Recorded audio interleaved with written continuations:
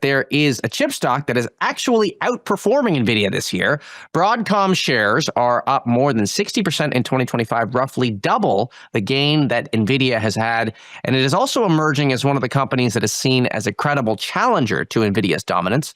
This weekend's big read is a deep dive not just on Broadcom the company, but also the man leading the charge, CEO Hock Tan. And I want to bring on my colleague Jemima McEvoy to tell us more about the piece that she wrote. Jemima, welcome back to the show. It's great to have you here. Thank you for having me, as always. Let's talk about Broadcom. Can you explain what kind of chips exactly does Broadcom make? Yeah, of course. So basically, what has been the main chip that has been used throughout the AI build out so far is called a GPU. It's what Nvidia and AMD make. And it's basically a very flexible chip that you can use for anything, for lots of different types of applications. Broadcom specializes in a custom chip that's known as an ASIC. And the difference is it is cheaper to make, but it is generally only programmed to one application, so it's a lot less flexible. So as the AI infrastructure build out has moved on to kind of its next stage, we're a little bit more certain about what we want to be doing. Custom ASICs have become a much more attractive option just because of their cost efficiency. So these are chips that they're not as powerful necessarily, but they're customized, and they kind of fall into the camp of chips that it's like, well, we don't need the most powerful thing. We just need something that is specific to our operations. They actually are very powerful, but it's just geared towards that specific task. So because of how quickly AI changes, it's kind of difficult to commit to, we know we're going to want this task done forever. So that's why it's kind of been a bit of a transition in this later part of the AI build out.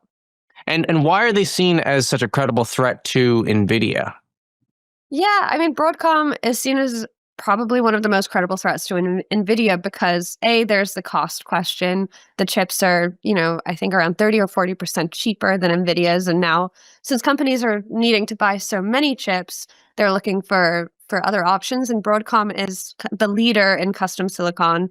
They've been making custom silicon for decades. The company was founded in 1990, and they're known to be really good at it. And the quality of their product is known to be really good.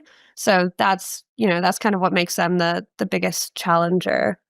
So let's talk about Hock Tan, the CEO that you profiled. You had a lot of great details about how he's running the company. What stood out to you about his leadership style and the way he's been managing things?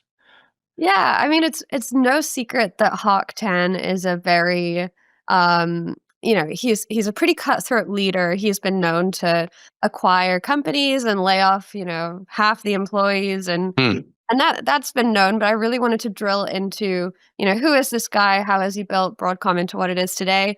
And there's, lots of colorful things. I mean, he's extremely cutthroat. He's extremely frugal, no sodas in the cafeteria at Broadcom. There's no business class flights. There's no holiday party. They don't even have espresso machines in there. He ripped them out when he bought VMware, the software company. So they're just working in like a box, it seems. And his philosophy is, I'm going to pay you super well, and I'm not going to give you anything else, and you're going to work really hard. And it's interesting because it's kind of different from the whole Nvidia vision, which is, funding a bunch of moonshots. Jensen Huang is this very philosophical talking about AI. Hock, it's not that he doesn't care about AI, but he doesn't really care about the technology necessarily. He just cares about what he cares about, and what he's good at is making money out of technology. At a conference in September, he was asked about what he thinks the future of AI is and where it's going, and his response is, "I'm not a cheerleader." So it's really just an interesting case study of this CEO who is managing the company very differently than some of his peers that are leading in it now. How long has he been CEO for? He has been CEO for 20 years. He took over the predecessor to Broadcom, which was called Avago in 2005, and then they bought Broadcom in 2015. But one of the most interesting parts of the story, though, is that you talk about this no-nonsense attitude, and yet people don't seem to be leaving the company. Yeah, I mean, you would think. One thing that I describe in the story is they have a quarterly coffee chat, which is basically Broadcom speak for an all hands meeting where Hock, ranks each department based on the amount of money they're making. And then there's this big fat red line, 2/3 or 3/4 of the way down the page. And any department beneath that is considered to be underperforming. And all the employees in that department are like, oh my God, I'm going to get fired, because Hock is known for not, he'll fire people if they're not performing up to his standards. So yeah, you would think that kind of environment, it's a very stressful and pressure-filled environment, would turn more people away. But in fact, the company has a very low voluntary attrition rate. It's pretty much in line with Nvidia's. It's under 3%. So yeah, that's pretty interesting. And it's employees describe it to me as they get paid so well they don't want to leave. Right. And when you talk to people in the company's orbit, he's 74 years old. We just talked about Tim Cook, the CEO of Apple, who's much younger than 74. And already, I think, given the scale that Apple is at, people are thinking about who might succeed him. Has succession come up in the Broadcom story with Hock Tan? Yeah, succession has definitely come up. I mean, as you mentioned, he's 74. He's older than Jensen Huang and Lisa Su, and he recently, the board of directors at Broadcom recently extended his tenure, his contract, by 2 years. So he is officially going to be serving at least until 2030.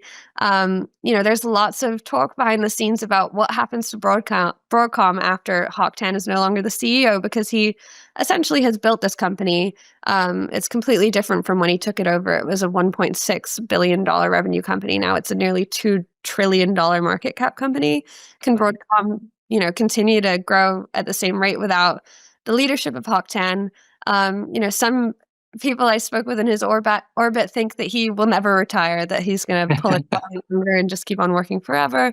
But it's hard to say what's going to happen. But it looks like we are beginning to think about succession planning and potentially who will take over, and that will likely be Charlie Kawwas, the leader of the semiconductor division.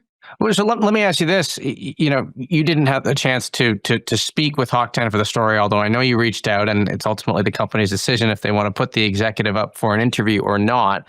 But you talked to so many people in his orbit. If you did have an interview with him, what might you want to ask him? Well, obviously, I think our audience would be super interested to hear some more nitty-gritty on the details of this, the chip fight that's happening right now. Broadcom's biggest competitor in the custom chip space is Marvell. Right. It's this competition happening right now where. But what would you want to? What would Jemima be most curious about? Well, that's where I was getting, is that's what our audience would be most curious about. But for me, I really love learning about the character behind, the company. And Hock is a very private person, hence not wanting to interview.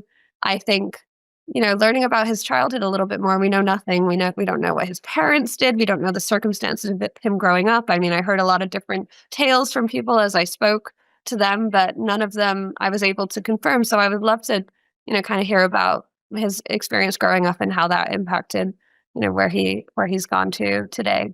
Right. Well, it was a great story, and I encourage everyone to read it. It is our weekend big read this week. Jemima, thank you so much for coming on. That is Jemima McEvoy, our weekend reporter here at The Information.